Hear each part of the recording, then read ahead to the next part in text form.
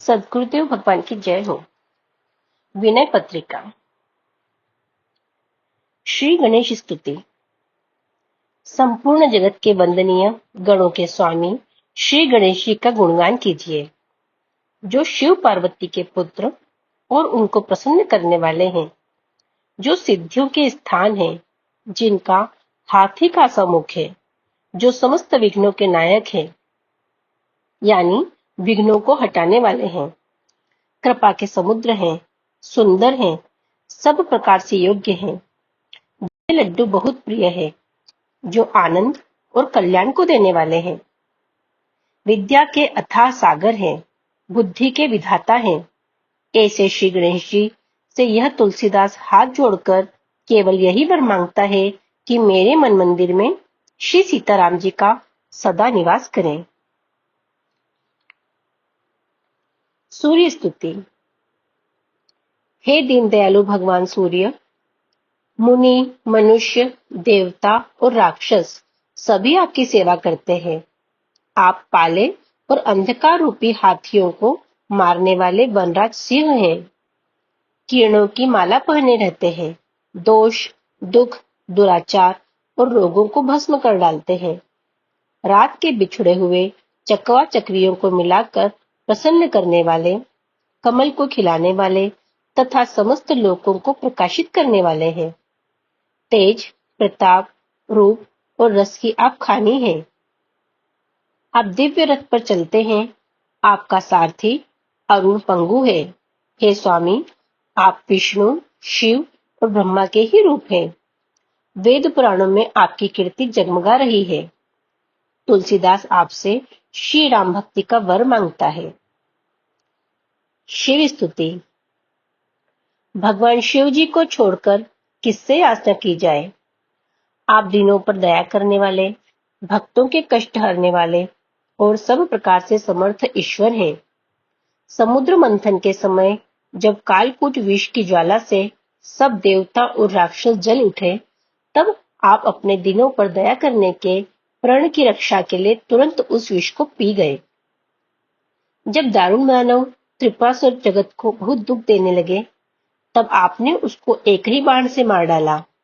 जिस परम गति को संत महात्मा, वेद और सब पुराण महान मुनियों के लिए भी दुर्लभ बताते हैं, हे सदाशिव, वही परम गति काशी में मरने पर आप सभी को समान भाव से देते हैं।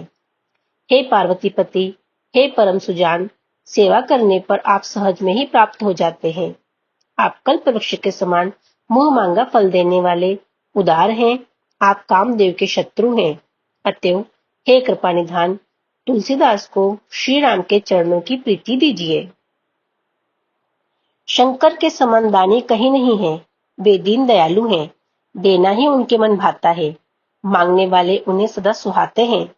वीरों में अग्रणी, कामदेव को भस्म करके फिर बिना ही शरीर जगत में उसे रहने दिया। ऐसे प्रभु का प्रसन्न होकर कृपा करना मुझसे क्यों कर कहा जा सकता है। करोड़ों प्रकार से योग की साधना करके मुनिगण जिस परम गति को भगवान हरि से मांगते हुए सकुचाते हैं, वही परम गति त्रिपुरारी शिव जी की पूरी काशी में कीट पतंग भी पा जाते हैं। यह वेदों से प्रकट है।